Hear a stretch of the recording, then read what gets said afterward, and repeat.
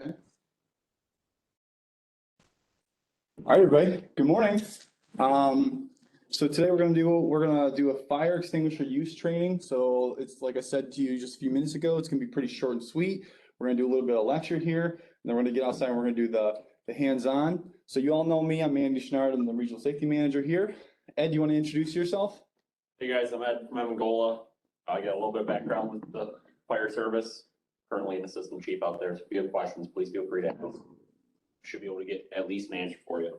And this gentleman from State Fire is with us today. Would you mind introducing yourself? Good morning, John Bettino from State Fire. I work for New York State. Do you want me to stand for the camera? No, there's no camera. It's New just York State Division of Homeland Security Emergency Services, Office of Fire Prevention and Control, Fire and Life Safety Branch, Buffalo office. Business card's still outside. I couldn't fit it through the door. But my name's John Bettino. We're in our inspections branch. We do inspect what used to be called inspections. Now it's fire and life safety. Our job is to teach, present, convey the message of fire prevention. It's literally in our name, preventing fires before they start in the first place. Do you want me to just go out? I get excited about this stuff, guys, because not very often do we get a chance as fire professionals, as instructors, to talk to adults about fire safety. Many times fire safety education ends at the elementary school level. The fire department comes in, they show you the trucks before COVID, obviously, and they teach you how to crawl low and go, get out and stay out, which are two of the biggest principles you guys can remember too. If there's a fire in this building, and we're not sprinklered in here, right? Smoke alarm goes off, dispatches the fire department, and there's smoke in here, we want to crawl low below the smoke, get out of the building and get out. And get out and stay out. Don't come back in for anything. If you left your phone or something in here, stay outside. As Andy's going to mention in the training, some of the things you're going to see with extinguishers are they're typically located near the doors. Why are they located near the doors? Because that's where the exit is. You want to preserve that exit. That's our number one way out. I'm Italian, so when I go to a restaurant, I always want to sit by the door or sit where I can see things, but it's also so I can see for fire egress, okay, and for emergencies and security and things like that. But always remember too, that it's like when you're on an airplane and the flight attendant says, keep in mind the closest exit may be behind you. Knowing that you have two ways out at all times is going to be key. One of the other things that gets me really excited about working with adults about fire prevention is that you guys can take this training not just for work. This is fire safety training that truly transcends what you guys are doing here at work. When you're home with your families, when you're at church, when you are shopping, when you're at the movies, this knowledge, these embedded behaviors that we're trying to perform today, we're trying to give to you guys today, for you guys to share with others, is something that truly is going to follow you wherever you go. I teach, I'm lucky enough, so I give you a little bit of background on myself.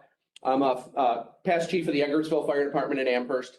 I've been in the fire service for 28 years. My partner, Mike Secor, is in the East Amherst Fire Department. He's also in fire life safety. His primary responsibilities at the state, he does University of Buffalo inspections and other sites, colleges throughout Western New York. I was brought on after being a 911 dispatcher for 10 years, and then after 9/11 did Homeland Security for Erie County. But I was on an old civil service list, and anyone that takes a civil service list, you know that you can kind of sit around for a while, right? And this list was for fire safety representative. And during the time that I was kind of sitting there marinating on this list, because I didn't score very well, of course, they asked me if I want to go to Terrytown and other areas of the state to move, not so much. But there was a fatal fire in a group home in Wells, New York in 2009, and 4 individuals that lived in that home died. And that changed the trajectory of my life personally, and my career focus. To really, my job day to day now is to inspect and assure fire safety at 250 group homes a year. I inspect most of the People Link homes, the Spire homes, the voluntary side.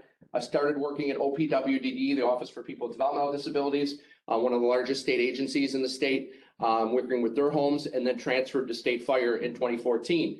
But really, with this education that you guys are getting today, some simple practices, some simple things that you guys can do. Knowing, and we were talking earlier about when you're calling the fire department, whether it's a medical emergency, whether it's a motor vehicle accident, whether it's a fire, knowing that when you're calling for emergency forces, knowing that it should be a true emergency when they come.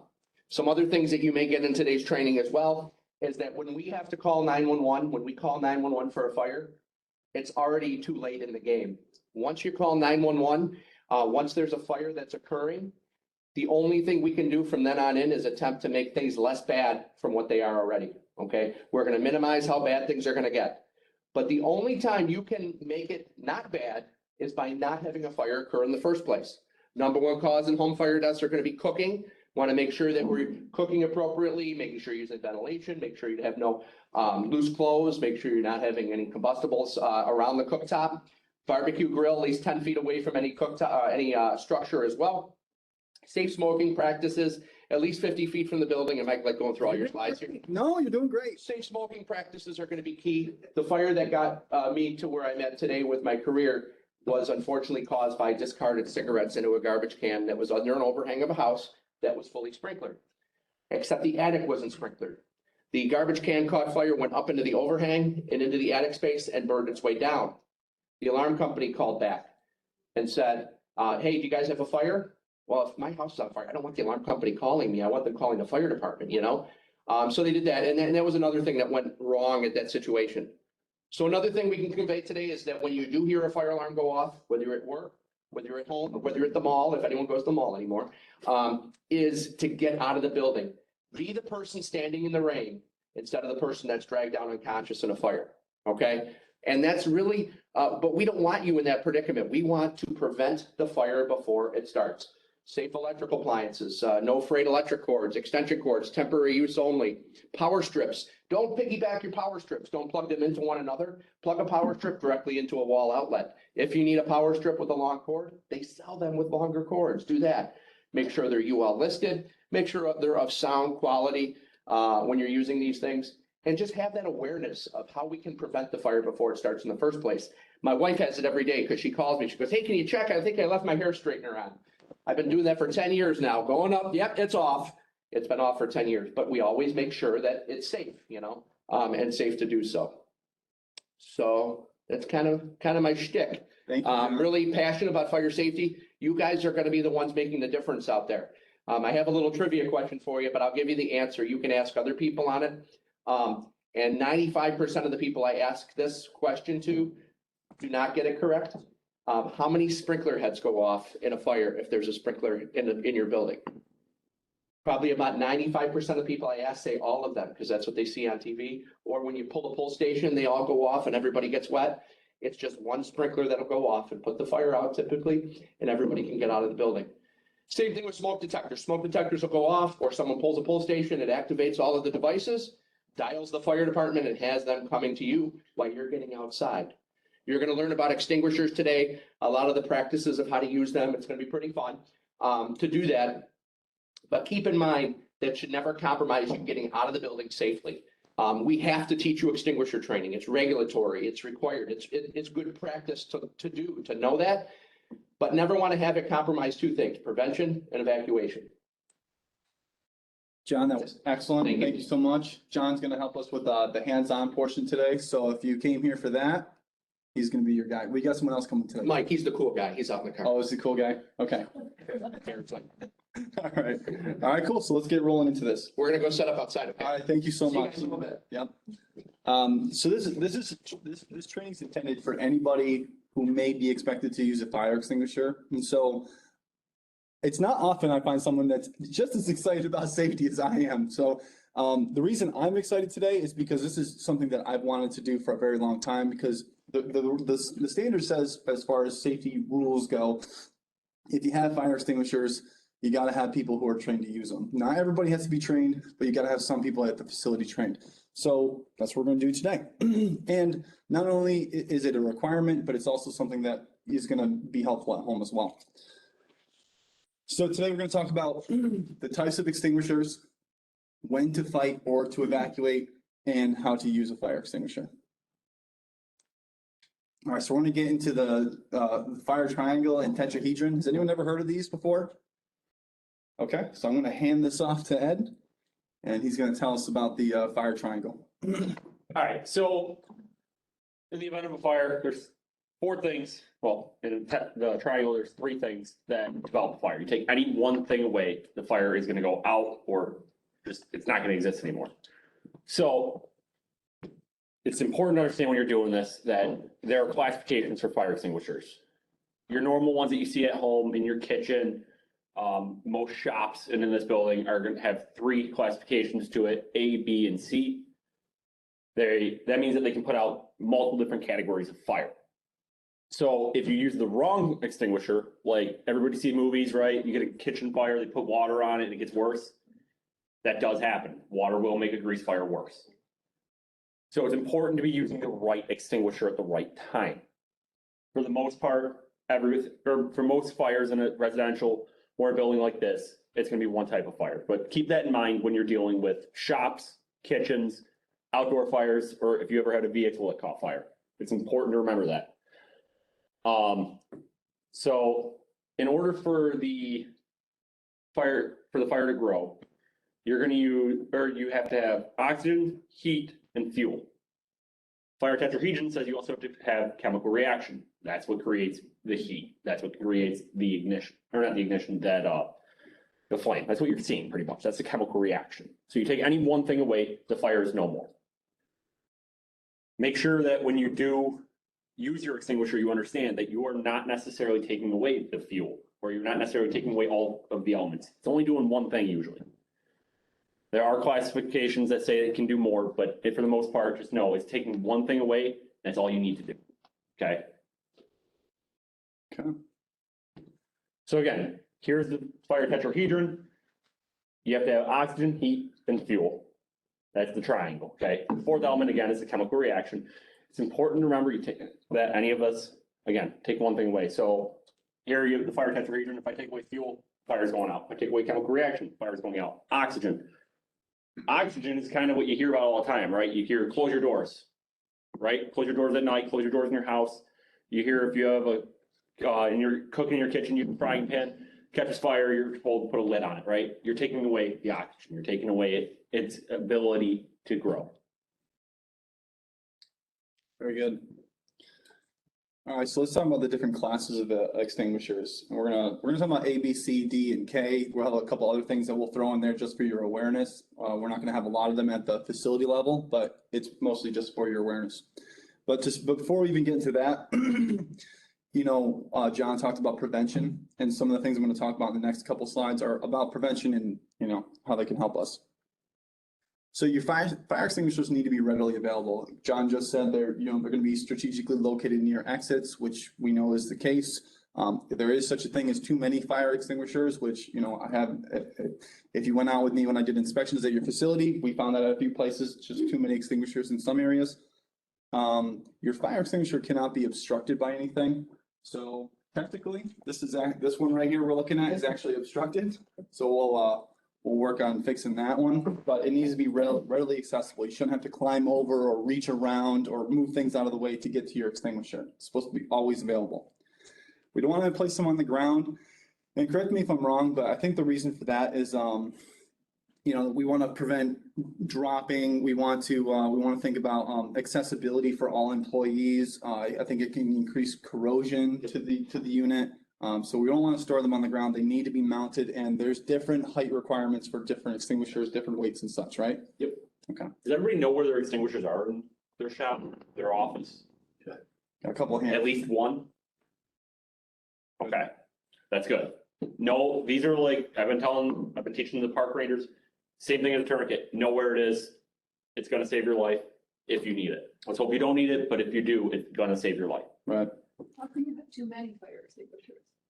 Do you want to talk about that? So you can have too many fire extinguishers simply by just have, number one, different classifications, out of date, some of them won't work.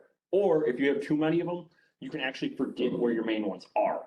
They might not be marked properly, you might go for the wrong one, or just, simply you overlook it.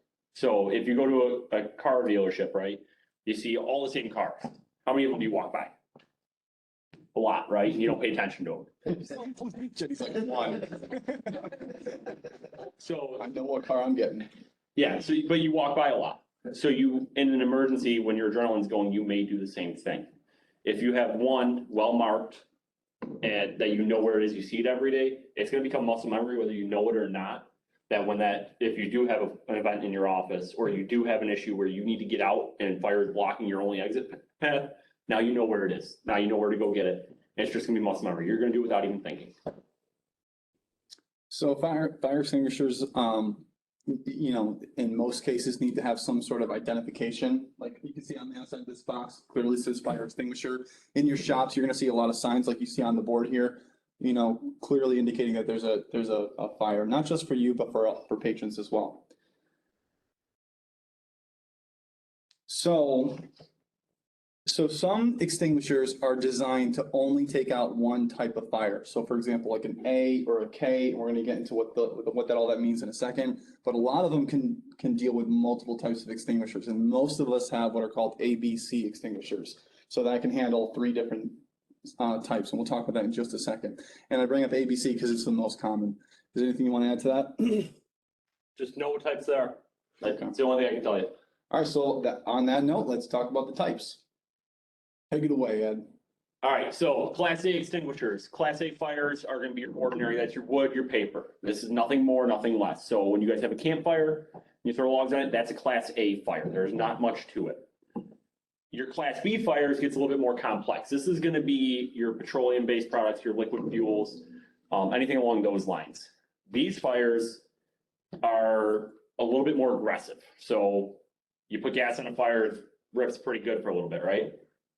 In this situation, they're just gonna be anything, really. Trash cans in your parks, they're plastic. If they start catching fire, that automatically becomes a Class B fire. So now you need to have the Class B extinguisher.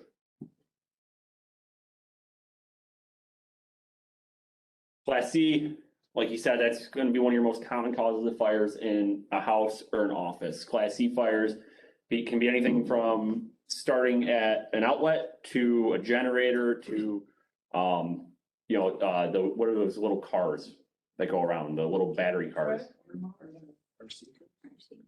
No, they have them in the parks, the battery operated, what are they? The gems. Yeah, I know. so that's gonna be a Class C fire. That's an electrical fire. You don't want to put water on electrical fires.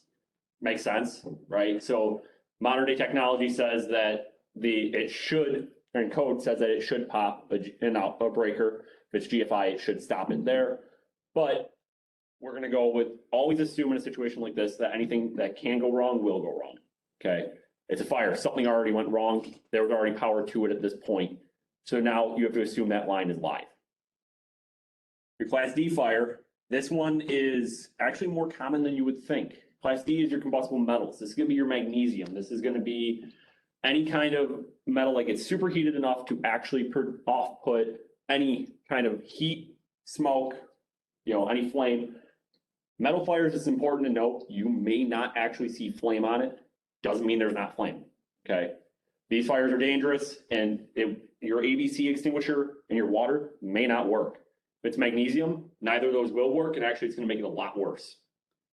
Yeah, and I'm just gonna add to this too. I thought this was a good picture. As some of you probably know, I went out, I did inspections at your facilities, and in our shops, where we are shaving metal for whatever reason, it doesn't seem like a big deal, but it collects, it builds up.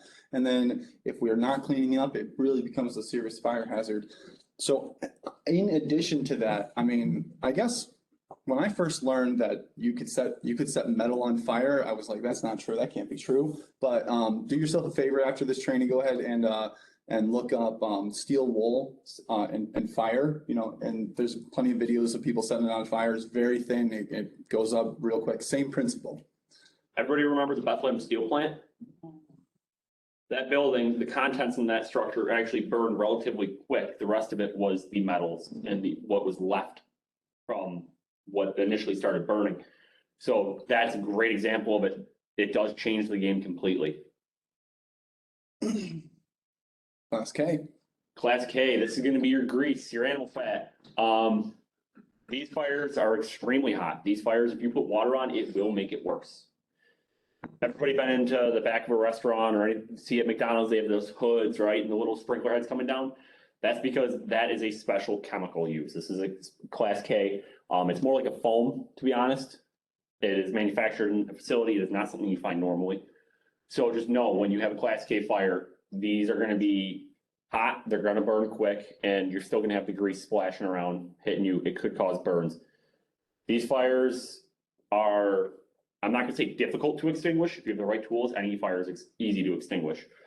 But if you don't have a Class K, know that you can use baking soda. It will smother it or put a lid on it.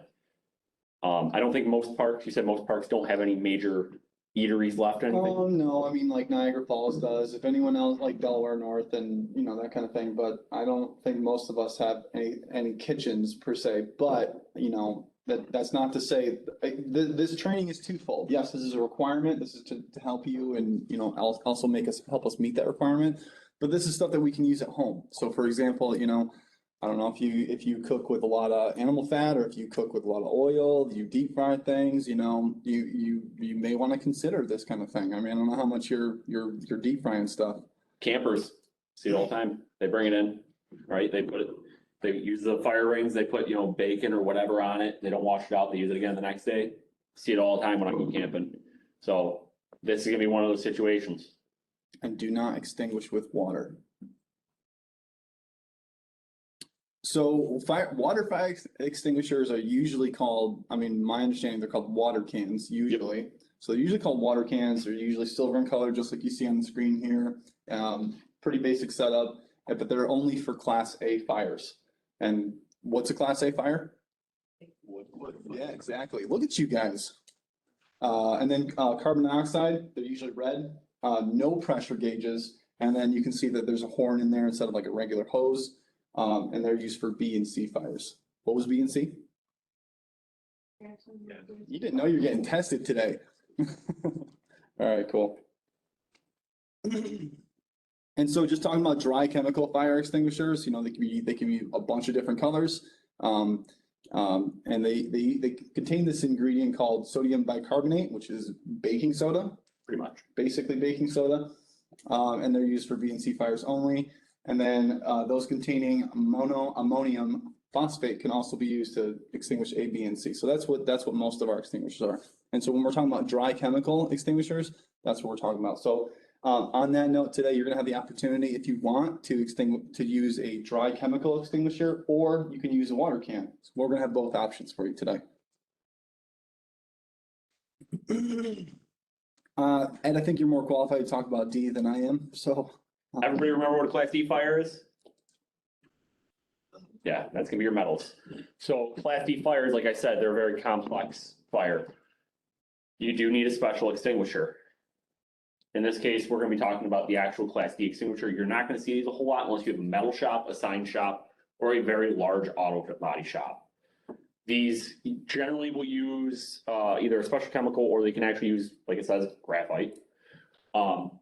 They only will work on metal fires. These are not something that you can grab because you have a piece of paper on fire. Yeah, eventually it might put it out, but you're not using it for its true job. You're gonna need a lot more, and it's gonna take a lot more work. These, like I said, you're not gonna see them all the time, but when you do, if you have lathes and stuff like that, if you have a large metal shop, or if you're anywhere and you see this yellow, just know that is what it's for. When you're holding these ones, make sure you're holding the wand. Otherwise, you're gonna get covered in nastiness, and you really don't want to. Yeah, and these do have a nozzle, and they're pressurized with CO2. Yes. Right. Yep. So it's a little bit of both. Right. I'll give you this one. I'll take the next. Okay. Halon. Halon is kind of gone by the wayside. It is still out there. Back in like the early 2000s and earlier than that, you had large computer rooms in a lot of facilities. So the Halon was designed, what that does is it sucks out the oxygen more or less. And it also will do another normal smothering. So it's similar to the Freon, which everybody knows Freon is in your car, right? In your AC units, that kind of stuff, or large refrigeration units. So this is going to be used for your computers, your large electrical rooms.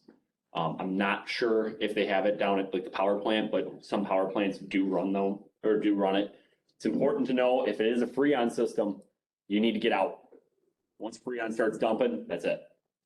I was just gonna ask you that, will it affect your oxygen as well? Yes, yep, basically sucks all the oxygen out of the room. So if it's a Freon system, you do have to get out relatively quick. It is very dangerous if you get stuck in there with it. And I don't want to come in to get you guys, and I don't want my guys to have to come in to get you guys. So just know if you do have Freon, if you did have a large computer room, and I've seen it before where a computer room gets turned into something else and they never remove that Freon system, doesn't mean it doesn't work. So just know if you do have one, If you do have one, talk to your manager or whoever to figure out if it does work and know that. Right. And just real quick, we kind of talked about wet chemical, which is basically Ks anyway, right? Yeah. But that's just the general, like what they're called. Okay, so we talked about extinguishers, the different types. Believe it or not, we're almost through this. So we're gonna talk about when to fight a fire and when to evacuate, because your safety is number one. So let's talk about that. Portable fire extinguishers are intended for the incipient stage of the fire. What does that mean? That means the very beginning sizes. So things like, really like the size of a trash can, that's what we're looking at. That would be like incipient stage. Anything beyond that is what we're gonna call like the growth phase, which is too much for us to fight. Something, if you have a fire in your facility that's a little bit bigger than that, get out of there. We'll talk a little bit more when we'll get into how to use an extinguisher, and we'll talk about the to do's and to not do's later on, but just know that. Fire extinguishers only have about, if that, 30 seconds of material in them. And I was talking to Ed this morning, and it's actually less than that in a lot of them. Yeah, and a lot of your kitchen ones, the little guys that you can't recharge, your boaters, stuff like that, those don't have that long. It's a quick dump. It's meant for a small fire. Does anybody here know how fast a fire doubles in size? 30 seconds. 30 seconds. In the incipient phase, fire is aggressive. It will double in size in 30 seconds. So if that trash can goes, double that in 30 seconds and beyond that. So it wouldn't take long for a room like this necessarily, especially with this kind of building, to become pretty well involved and pretty dangerous for everybody. So just know that. You have seconds. So, we're talking about this, and I feel like everybody probably hopefully wants to be here today, but I feel like sometimes, we might think, well, why do we need this? Yeah, it's a requirement, that's fine, but, not too long ago, we had a fire in DeVoe Woods State Park right here. So in the event of a fire, always make the decision that your safety is your priority. So you're number one, there's a fire, take care of yourself. Don't put yourself in a position where the fire is blocking you from getting out. So be mindful of that. So part of this, especially in a fire or emergency situation, the best thing you can do is calm yourself down, look at your surroundings, decentralize, and then act. And only fight the fire if you feel comfortable and safe doing so. So, we were just talking about, firefighting in the incipient stage. Let's say it's a little bit bigger than that. Maybe you feel confident, you've got a big extinguisher, and you're ready to go. If you're confident and you're safe, feel free. So, could you close that door? So let's talk about the emergency response chain. So what do we do if there's a fire? Call 911. The next slide, I'm gonna give to Ed because he loves talking about this stuff. Again, cannot say it enough. Your safety is number one. And also too, I'm hoping that when you go back to your facilities, like you maybe in casual conversation, you're sharing this kind of information with people. People should know. Extinguishers are intended for escape, just like John said right off the bat. Use of the proper class of fire extinguisher only on fires it was designated to use. This is why training is really important, because if I don't know anything about extinguishers and I try using a K on a wood fire, I'm gonna not have a good day. If I'm trying to use water on an oil fire, you see where I'm going here. Know where your fire extinguishers are. Just be aware of your surroundings. I think once you get in more and more into fire safety, you start thinking about things like when you, I don't know about you, but when I get to a large event, for example, one of the first things I look for are, where are the exits? I got exits up there, exits over here. Maybe I'm in a supermarket, I'm always looking for, if I need to escape, where do I go? Because what happens in a fire? Where's everybody gonna go? To the exit, so where they came in. Exactly. And I don't have this video for you, but I'm sure you can find it online if you're so interested. But I think it was a White Snake concert many years ago, maybe 10, well, that's probably 20 years ago now. But anyway, long story short, it was a mass casualty event. What happened is there was a concert going on, and they had pyrotechnics behind them, ended up catching fire behind them. Nobody really realized there was a fire until it was too late. And so while there were other exits where people could have gotten out of, everybody went to the entrance, and people literally got stuck in the doors. People got stuck in the windows. So this is why it's really important to have an awareness of this kind of stuff. So never put a used fire extinguisher back in place. Even if you only used it for 5 seconds, you know, it's done once you use it, unless it's an extinguisher that can get recharged, it's done. But even so, don't put it back up until it's recharged. And then notification and follow-up procedures. So what do you do if there's a fire? You know, you wanna, one, take care of yourself, call 911, notify your supervisor, and take care of yourself. Here you go, Ed. So before I go on to this slide, two things about the other slide. Everybody understand what it means by intended for escape? Oh, that's what they were initially designed for, is for you to be able to get out, not to actually fight the fire. Okay, fight the fire, leave that to the professionals, leave that to the guys with hundreds of hours of training, and that's what they do. That is meant, so if we had a fire in this room now, and that was our only exit, we go out there and there's fire in there, we can use it to buy ourselves a couple seconds to get out. Okay, and again, stay low, like you said earlier, there's a lot of smoke, stay low. The other thing, as far as you getting out, most of the time, if there's a victim in a fire, they're found going in through the door that they normally come in or out. So whether there's a door here and I normally come in that door, and I was standing right here, most of the times that we find a victim, they're actually gonna be headed towards the other door. So usually in the kitchen, because most people go through their kitchen door. So just know in the back of your head that there is other exits. Definitely, that it needs to be a thought as soon as this starts happening that you need to go out the nearest exit, not the one you always use. Okay. 911, this one's kind of my favorite part to talk about. So on top of being a fire chief, I also was a 911 dispatcher for the town of Evans. Dispatched a couple fires actually. So when you're talking to 911, your life is gonna be chaotic, right? Nobody calls 911 because they're having a great day. We answer phone calls on your worst day. You need to know your location. If you don't know your location, know a landmark, at least know the park you're in or a rough area that you're in. Most 911 calls, believe it or not, you actually talk to 3 different dispatchers. You're gonna call 911, your county's gonna answer. Your county's gonna go, okay, then they're gonna transfer to another person and then a fire service dispatch center to be able to go, okay, here's who you actually need to go to. Then they send it to me down at the town level so I can dispatch the appropriate resources to the fire. So you're gonna get asked probably 3 to 4 times before I even talk to you. I'm just gonna jump in. That's really important because you're gonna go, we got this thing going on right here and there's a big fire and this is going on and this is going on. And they're gonna go, whoa, whoa, whoa, whoa. This is Niagara County. I gotta transfer you, you know, so that's why he's explaining how you might get different. Especially up here or down by Evangola by us, we have 2 counties right there, 2 other counties, not just Erie County. So it can be confusing. You may be directed, it goes off basically goes off a satellite. It kind of guesses where you need to go. 911 system is not a perfect system, okay? So know your location, know what's on fire. That's huge. Because if you call me and I answer it and you say, there's a fire, I need to know what's the fire, where's the fire, okay? So if you have a car on fire and you say the car's on fire, okay, and I'm sending 1 fire department, maybe just 1 engine. If you tell me, no, the car's on fire in the building, that changes it quite a bit for us. So be clear on what is on fire and where it is. Know how many people are in the building. That's huge, especially in places like the state park, especially in, like he was saying earlier, group homes, or if you're having a family party, know how many people roughly you have and get everybody to a gathering point. That is gonna make our lives easier because when I get there and ask you, hey, how is everybody out? And you say yes, well, sorry, you left Jimmy back in the shop. So now I do have a victim and I didn't know that. That changes my game plan quite a bit. So know how many people. Okay, on average, I can tell you that in the summer, Evangola has 9 employees. I can tell you that just because I've been working there long enough and I pay attention to that. If we had a fire, I know where we're meeting. Know where you're meeting. Make sure everybody knows where you're meeting. Okay, if there was a fire here right now, where's your guys' game plan to meet?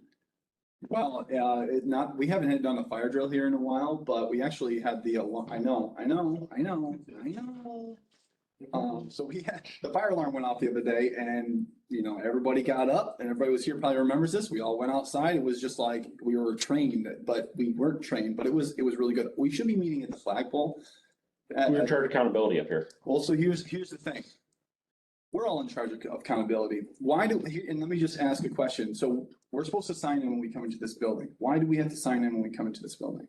So they know who's in. Exactly, for that reason. So anybody can grab that list and go, oh, Jenny's here, Diane's here, Amy's here, and so on. That's why that's really important. And guests as well. I mean, yeah, just because we know there might be 45 people in this building, we might have 5 guests with us. So it's important to know. Another part of this is know any hazards. What do I mean by hazards? Right, there's a fire, that's a hazard, right? When I'm referring to hazards, I'm referring to large volumes of chemicals. I'm not talking about your cleaning closet. I'm talking about your chlorine storage. I'm talking about your mechanics. If your shop has a mechanic, at Evangola, we have an oil room. There's probably 6 to 12 at any given time drums of oil in there. That's a hazard for the fire department that we need to know about. We need to know about any large volumes of plastics, any kind of chemical. Everybody remember what the MSDS sheets are? Those are Group. So good. They're important. Those are really important. If they're not updated at your shop, please push your boss, push your supervisor or yourself. Just so you know, his shop and yours are like the identical. Just, so we're talking about that oil room. It's the same thing you got up there. Yeah, so that's something that the fire department needs to know, especially if you had a fire in the area of that. If the fire's on the other side of the building, still let us know. Fuel tanks outside the buildings. I know over at Knox Farms, it's right behind the building. Same with Woodlawn. Check that out. Make sure the fire department knows about that because they need to protect that area. Or if you have a large amount of chemicals, anybody here have a splash pad, pool, anything like that in the park? Yeah, we got some Fort Niagara people here. Yeah. You do? Okay, so you guys have chlorine there. Chlorine is one of the deadliest things once it starts getting superheated. So you need to notify the fire department of that and you need to know that. You need to know where to go. The other thing, when you call 911, like Andy said, you're gonna be dumping information on that dispatcher. I know it's gonna sound weird. Stay calm. Stay as calm as you can. There's nothing harder than when you get somebody screaming into a phone saying it's on fire, and I'm trying to ask where it's on fire or where you are, because at least I can send a police car to figure it out. There is nothing worse than that. A couple years ago, town of Hamburg had a fire, and there were 3 people still inside. The 911 call came in as, oh my God, oh my God, oh my God. The dispatcher spent 5 minutes trying to calm that person down. They did realize where it was. They were able to track it. 911 dispatch centers can roughly track where you're at. So they did have resources going. But it's important that if you stay calm, I can get through my questions, get the right resources going, and then you're going to have a lot better of a day than those 3 people being in that building. That makes a huge difference. Stay calm. Stay on the line with 911 until they tell you to disconnect. If you tell me you're not sure that everybody's out of that building, I'm staying on the phone with you till the fire department gets there. Not the cop, the fire chief. That's important. A lot of times people hang up, okay? From anything from a medical call, home invasions, or fires, people hang up. That is the worst thing you can do. 911 dispatchers are trained to be able to narrow down your location. Your phones will track where you're at, within 500 foot in Erie County. Actually, within 150 foot in Erie County now, within 500 foot in Niagara County. It will track you down to about that size area. This is why I keep him around. So Get all the numbers. you need to make sure you're staying on that line. If you can't get it out, at least fire DeVoe Woods. Well, okay, now Niagara County Dispatch knows there's a fire at DeVoe Woods. They don't know what to send, but they know that they need to send the fire department and the police department. That's huge. The longer you stay on the phone, they're gonna be able to calm you down. You'd be amazed at what some of these dispatchers can do. They'll be able to calm you down to the point where you might not be crying by the end of it, if you were crying at the beginning of it. And then they can get more information, okay? All right. Ed had his spiel on 911. It's very important. Let's get into how to use a fire extinguisher. Only a couple more slides and then we'll get outside and we'll have some fun. And we'll learn some stuff. All right, so we're just gonna cover the types of extinguishers that we're gonna use today, or we could use today. So this is the general layout of what you're looking at. You should know, the inspection tag may not always be plastered to it on the side. It's usually gonna be hanging off. And what you're looking for is somebody should be looking at that thing at least once a month. Doesn't have to, people in this room are probably gonna be some of our best people to look at those. Tomorrow and the next day, we're actually sending some people to Academy of Fire Science to get them, trained to do annual inspections and hydro inspections and that kind of thing. But, they can't do it all. Everybody, this is like our AED program. These are everyone's responsibility because this is everybody's safety. So what you got on there is you got a pin and seal at the top. You got your pressure gauge right there, which you're gonna take a look at. Your hose, that's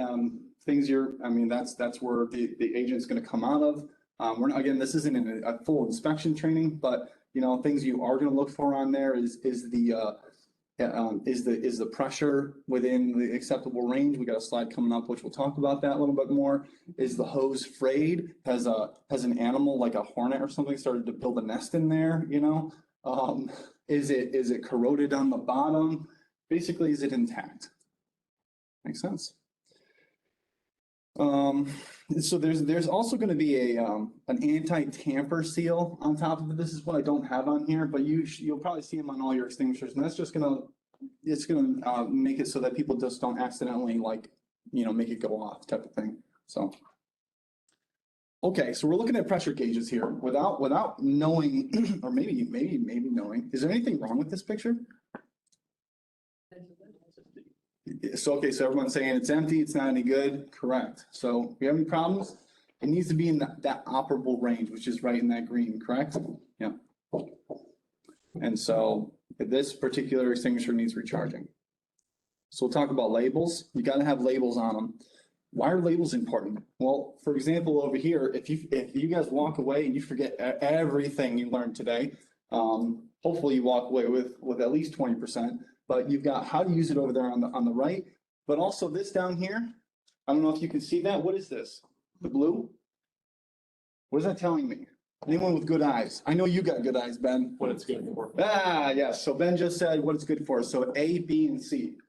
So and maybe you can't read. There's pictograms here. There's gas. There's electric, and then there's wood/paper. So you know what it's going to be good for. So they're going to have a pretty universal label, and it can't be said not be familiar with what you've got at the facility. So I think you're more qualified to talk about this than I am. So why don't you take this one? But this right here, pull, aim, squeeze, sweep is universal. This is taught across the country. Yes, this is it's an international movement right now. Okay. Well, it has been. So easiest way to remember things is to keep it simple, right? So pass, pull, aim, squeeze, sweep. The steps you gotta take. Pull Pin? So yep, you're gonna pull the pin, you're gonna aim the nozzle or horn at the base of the fire. When I say the base of the fire, I mean the bottom, okay? Knock it from the bottom up. If I got a flame on the ground and it comes up to here, if I hit the bottom, it's gonna go out relatively quick. Let's just time out for a second here. So this is the pin we're talking about, right? Yep. So I don't know if everybody can see this, but you see what this pin is doing? It's stopping me from just clamping down on this thing and all the agent coming out. So that's why you pull the pin first. Okay, continue. Okay, so again, aim the nozzle at the base of the fire. After that, you're gonna squeeze the handle. The handles don't take much pressure, hence the pin. Then you're gonna sweep. You're gonna sweep from side to side on the fire at the base. What this is gonna do, it's gonna cover your area. The dry chemical is gonna smother it more or less. The air is gonna remove at least one of your characteristics for the fire tetrahedron. After that, once you're all done, you're done. Okay, make sure the fire is out or enough for you to get through and your coworkers to get through. Okay, it seems pretty straightforward, right? Okay. Let's put this right here so you can take a look at it. See if it's 2022. Look at that. Okay. Like I said before, don't put an extinguisher that you use back up on the wall, even if you only use it for a second or two. Fire extinguishers that's been used may not operate again due to the pressure inside leaking out. Notify the appropriate individual. So this could be your supervisor, this could be me, that it's been used, that needs to be replaced/recharged. And then we'll have other individuals who can do an annual inspection and a hydro test inspection, which we're not here to talk about, but everybody here is qualified to inspect monthly. Okay, so what's wrong? So we talked about a lot of things. Anything wrong with this picture? Exit's blocked. Exit's blocked. What else? Yes, exactly. So, I mean, how often do you see this? Hopefully not a lot in state parks, but outside of state parks, maybe, perhaps. Only when you do that. I've seen it before. Right, what's that? Yeah, I've seen it before. Yeah, this is more uncommon, than it should be. So, okay, all right, so not only is it blocked, we've obstructed and blocked the fire extinguisher, we blocked the fire exit, which, by the way, we should probably, oh, we do have an illuminated sign, okay, good.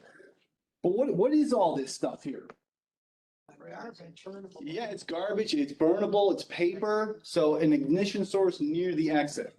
So on that note, do we want to talk about, no, maybe we should. What? The placement of, garbage cans? Yeah, probably a good idea. So everybody knows that your exit can't be blocked, right? Does anybody know the exact distance around an exit that can't be blocked? You say 3? 6. 6 foot. There can be nothing within 6 foot. So actually this door and that door both have issues. Okay, and I'm sure just about every door in parks has that issue. I won't lie, my shop has stuff right there.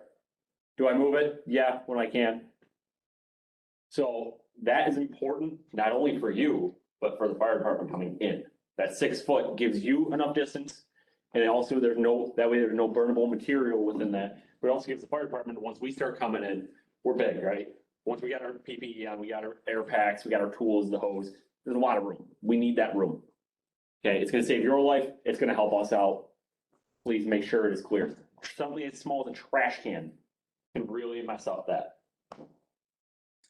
All right, so we got one more slide here, and then I'm gonna talk about what we're gonna do, and then we're gonna go outside and we're gonna use the extinguisher.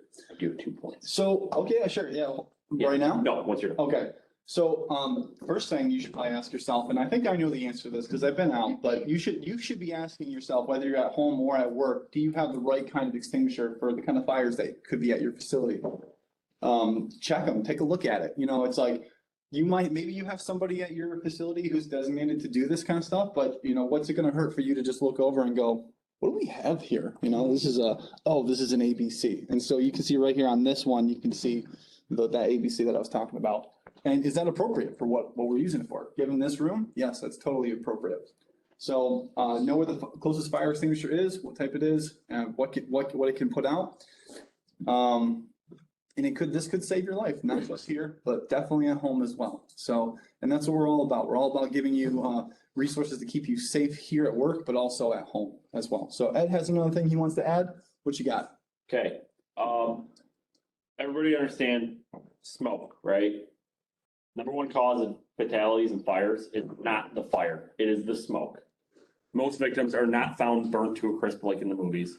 They are found in their bedroom, in the kitchen, down from smoke inhalation, okay? Smoke is superheated gases, it's unburnt material, it is toxic. It will kill you. Okay, so don't be Mr. Cool Guy, not, you know, if you're at your shop, something's on fire, standing in the smoke, stand uphill, upwind, away from it. With that said, a lot of things that we have in our shops, a lot of things, even in your offices, right? So chairs, couches, anything like that, they're made out of petroleum products now. They produce a lot of smoke and a lot of heat. The smoke is combustible, know that. It is gonna be heavy, it is going to be thick, it can hurt, it can kill. So get low. Like you said earlier, get low, stay low, crawl out. The reason for that is all the heat and smoke's gonna go above you. That's where you wanna be, is your most survivable space in a fire. It goes across the board. Even firefighters are trained to crawl. Okay, it's not like the movies. We don't kick in the door and carry people out on our shoulders. It's not how it works. With that said, after you use an extinguisher, no matter how small the fire, you can still call a fire department. That trash can caught fire now. Somebody dumped a dry chemical extinguisher on it and carried it outside. You still call the fire department? Yes, Yeah. Why? because there was a fire inside. So we're gonna show up. We're gonna. That's +1. Yeah, and you're absolutely right. We're gonna show up and number one, we're gonna get the smoke out of here. Again, it's toxic. Even after the fire's out, it's more toxic once the fire's out. Because it's still off-gassing and you don't realize it. So we're gonna show up, we're gonna get the smoke out of here. We're gonna clear the building, make sure the air quality is good. Air quality monitoring, just like trenches, it's gonna be huge in this situation. The other reason being, even if it doesn't burn through the drywall, something on the other side of the drywall, such as insulation, doesn't need a lot to start cooking. So now you get fire on the other side of that. On top of that, if you do pull it out of the building or wherever it is, if you do isolate what was on fire, when the fire department gets here, let them know where it was and where it is currently. Okay, if we show up, and we had this happen recently at a school, trash can caught fire because some kid threw a battery or something like that in there. It went up the wall, they put it out with an extinguisher, we show up, we pull the wall, and it caught fire again while we were inside because we didn't realize until towards the end of the incident that, hey, where'd this go? And it was on the front lawn cooking, and now we had a brush fire. It actually happens like that. Dry chemical extinguishers are gonna smother it, doesn't mean it can't start burning again, so don't dump that trash can out, because you just gave the fire back everything it needs. Yeah, it might take a minute, but everybody have a campfire, they turn it up the next day and you get flame again, it's the same thing. Okay, so notify the fire department where it is and get low, get out. All right. All right, everybody. So that concludes the lecture. Like I said, pretty short and sweet. That was about an hour. So now, I'd say let's give it 5 minutes here. I'll meet you outside in 5 minutes in the closed portion of the parking lot. And let's go put out some fires. Oh, we got any questions? Yeah. What you got? Pressure gauge, if it's overcharged, Yes.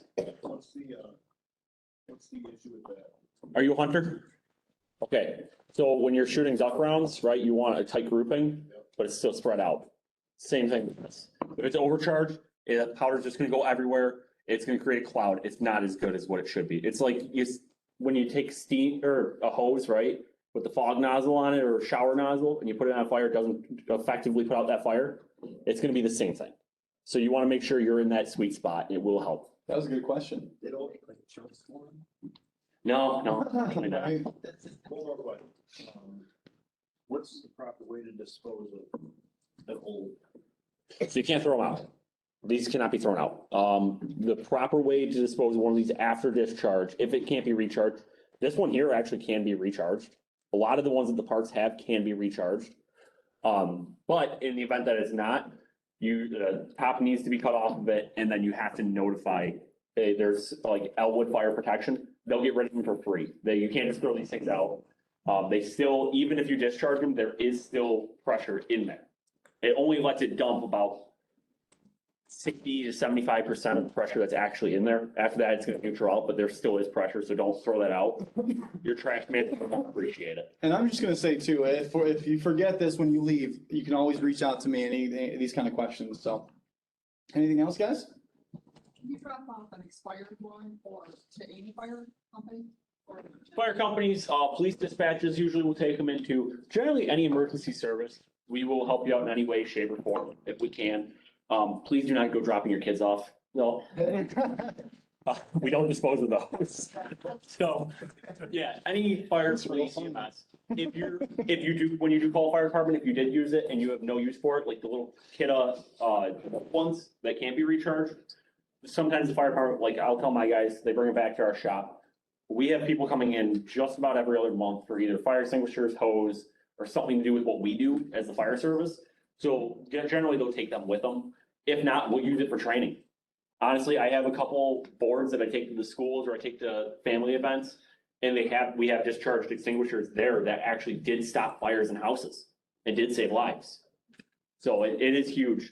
At your home also, make sure your smoke detectors are working and your CO alarms. Okay, all right, oh, yeah, keep going, yep, this is great. Every fire extinguisher have like a tag with that, and that's for the expiration date. So every fire extinguisher should be marked. Usually it will be on a tag. And actually, so remember I was telling you about the safety or the little tag up top that holds the pin in? Okay, those will act most times, 9 times out of 10, will actually have the year that they were inspected or the year that the hydro is up. Okay, so that's a simple way to look at it. The tags, they should be on every single one. Some is a sticker, some are the tag. It depends what kind of extinguisher it is, and it depends who inspected it. In our, What's the date on it? How many years? So fire extinguishers need to be hydroed roughly every 2 years. They're supposed to be hydroed 2 to 5. There's always anything that's pressurized is supposed to be 2 to 5. So your tanks for acetylene to your extinguishers, those should be about 2 to 5. The best way to know on that one is each manufacturer does it differently. It depends on the materials that they make and the combination of materials that they use to make them. So when you buy one at home, there's actually an expiration date on the box. Or if you scan the code on the back of it, Kidda, I know for sure, will go to your it will go to their website to your extinguisher and tell you how long you have. Where can you get them charged if you have one? So Elwood Fire Protection is a really good one. You can call them up. I know they do a lot for the state down our way. We use them at Avangola. If not them, usually you can call the, like a place like, Norco or gas companies. A lot of times, Prax Air. I know for sure that Prax does do fill extinguishers, or does fill extinguishers. So you can call them up. If not, you can always, it sounds weird, but just Google it. Honestly, if you don't know if in a year you need to recharge one, go ahead and call them. The white ones are not rechargeable. The white ones that you see in boats, kitchens, some sheds or garages, those are not rechargeable. Usually it's the big heavy duty red ones or yellow ones that are gonna be rechargeable. If you have a water can, you can charge that one at home. I'm not even kidding. You can just take the top right off, fill it with water, takes about 2.5 gallons roughly for most of them. Put it back on, use an air truck and fill it up. So water cans are great too, especially if you guys are gonna have campfires or anything like that. I'm an nozzle nut, so I bring a water can with me every time I have a campfire. So it just, it depends on what you have, but you can call those companies. Elwood Fire Protection, like I said, they are a great resource that we have in our area. They're actually the largest private fire protection agency in New York State, and they're right here. So. Haynes Supply, I use this. You use Haynes? Yeah. They're another really good one. They're another big company. It was good. All right. A lot of great questions. All right, everybody. So if there's no more questions, let's head outside now. See you out there in just about 5 minutes, okay?